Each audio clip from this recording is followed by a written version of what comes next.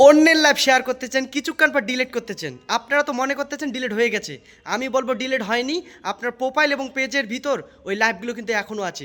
সেই লাইভগুলো যদি ডিলিট করতে চান তাহলে আমার ভিডিওটা একটু কন্টিনিউ করে যান। আর যারা যারা এই বিষয়ে জানেন তারা তো ভিডিওটা এড়িয়ে যাবেন, আর যারা জানেন না অনুগ্রহক্রম ভিডিওটা দেখে যাবেন, কাজে লাগবে।